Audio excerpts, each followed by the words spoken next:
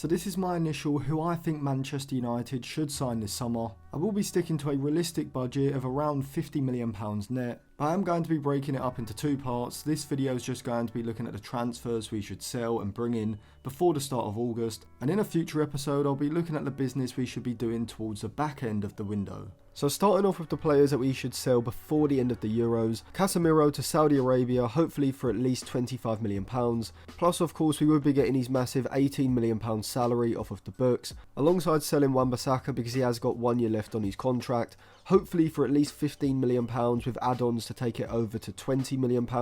For Mason Greenwood, even though the initial fee may have to be lower, realistically factoring in any sell-on clauses or fees, United should be able to bring in at least £35 to £40 million for him. I wouldn't mind keeping Greenwood if we absolutely had to, but according to credible reports we have decided to sell him this summer, so I am just going to go along with that for the video. Medjugorje, at least £10 million I'm saying, Van der Beek probably about £5 million at this point, which would bring it to £95 million just from the initial sales. And also factor in that we have already got Martial and Varane's wages off of the books as well. But apart from that, you can't really sell many more. With deals for the likes of McTominay, Pellistri and Shaw, is going to have to wait until after the Euros and Copa America, hoping their value and demand increases, whilst players like Rashford, Maguire, Lindelof and Eriksen can't really be sold until replacements are found. And I am going to come on to Rashford specifically in just a bit, but if you do want to pick up any Euro 2024 jerseys, new season jerseys, or retro international and club shirts as well,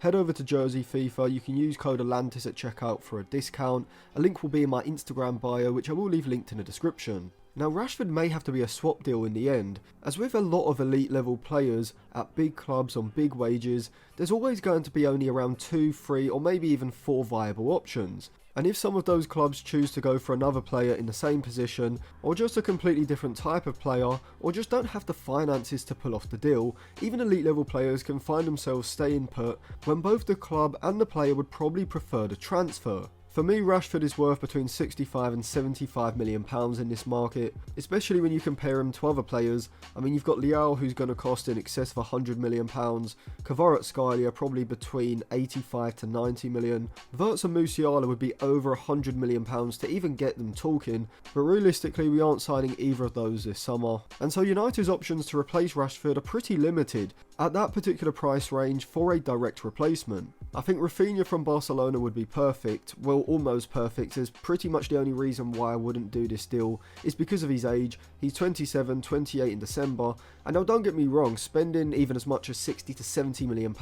on a 27, 28 year old isn't always wrong. If United had the budget, I think Rafinha would be the ideal statement signing, because you can't just sign young players with potential, not at a club like United. You need quality on the pitch right now, and Rafinha in my opinion is world class and arguably the best player in that winger-like role that he plays. However, our budget is just too thin, and so I think I'd have to use the Rashford money on probably 2 players rather than a direct replacement. United should be touting Rashford around, and the way I would do this is by first approaching certain clubs about the availability of some of their players. A lot of people want Rashford sold, but will then say signing more than 6 players is unrealistic. We need 5 or 6 players, and that's before we even replace key players like Rashford. And also signing 7, 8 or more players is not unrealistic at all. It's only unrealistic if you spend months negotiating 1 or 2 transfers. I don't think people understand that it's not about the number of deals that you do, it's about the time and energy that those deals take up. For example, paying the release clause of 3 players, let's just say Xerxes, Frimpong and Guirassy for example,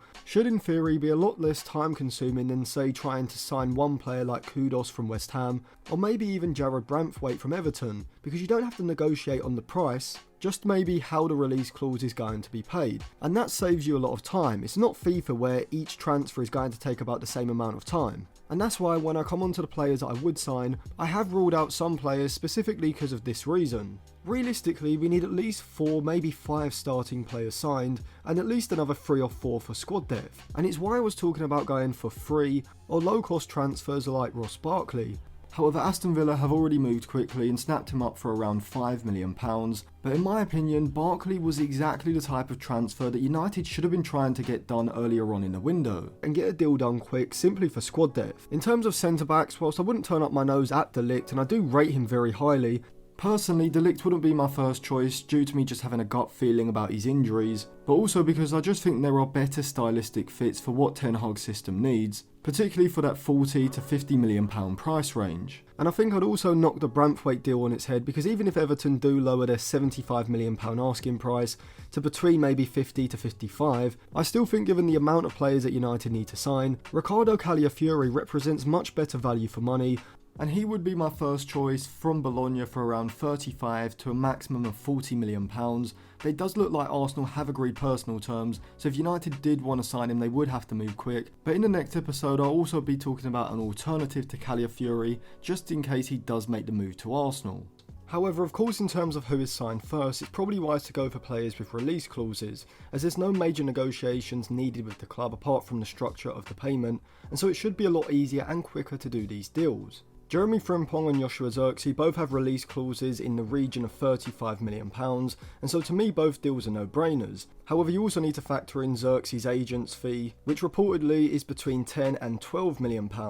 And in my opinion, Zirkzee is stylistically exactly what United need as an alternative to Rasmus Højlund, whilst Frimpong not only provides something that both Ahmad and Antony don't provide, which is blistering pace down the outside of the fullback, but also the versatility and the athleticism to allow Ten Hag to use him almost as a wing-back out of possession if needed, tracking the forward runs of the opposition's left-back, and allowing Dalot to remain narrow, close to the player in the half space, and most importantly working to make sure that United and Dalot in particular doesn't get overloaded. And there's not too many players who can play this sort of role to Frimpong's level, and so that alongside his age profile and price, as well as the fact that he would count as a homegrown player, to me makes him the perfect signing on the right flank. And add on to that deals for a £40 million rated centre-back who I'm going to come on to in just a bit, alongside Calafiori, and even though Bremer from Juventus originally was my number one target, I think I do have a better option for that centre-back position, and he would be maybe £10 to £15 million cheaper. And he's not only superior on the ball to Bremer, but also a lot more versatile as well, and that is RB Leipzig's Mohamed Simakan, who I'd estimate would cost around £40 million.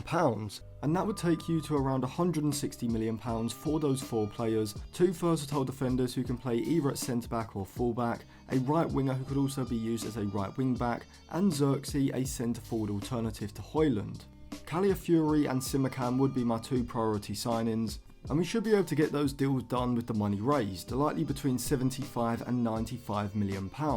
But for me, even thinking again, I think Zirkzee and Frimpong relies on what United want to do with Rashford. And so even though they are two signings I would make if we are selling Rashford, I think we probably have to prioritise a central midfielder, at least before selling Rashford. And so rather than targeting Zirkzee and Frimpong initially, I'd probably have to go with one of Agate or Onana, just to fill that central midfield spot, with me willing to pay around £50 to £55 million for each, maybe a bit less for Agate, but both would be on similar salaries as well, of around £7 to about £8.5 million a season. And so that would take us to a total transfer spend before August of around £130 to £135 million,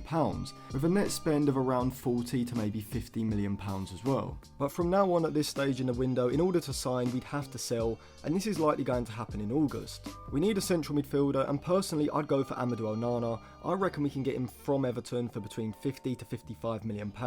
but in order to fund this transfer, McTominay would have to be sold, and I'd value him at least £35 million. But add on to that sales of Victor Lindelof for around £7 million, Bayendier for £7 million, and either Luke Shaw or Malacia sold for about £20 million, as ideally I think you need to move on Shaw because of his age, and the fact that he's just not reliable when it comes to staying fit for an entire season. Harry Maguire, if you were to sell him, likely around £10 million because of his salary and the fact that he's got 1 year left on his contract, and you get around £45 million, which added to the fee for McTominay gives you about 70, maybe as much as £75 million. Palestri as well probably needs to be sold between 7 and 8 million, which would take us to about 80 to maybe about £85 million in total. So alongside Onana, you can probably afford to bring in another central midfielder for around 30 to 35 million, and for me that man would be Maxime Kakare. Kakare and Onana for around 80 to 85 million pounds, which could be raised by selling McTominay along with 4 or 5 players that you'd probably consider dead wood,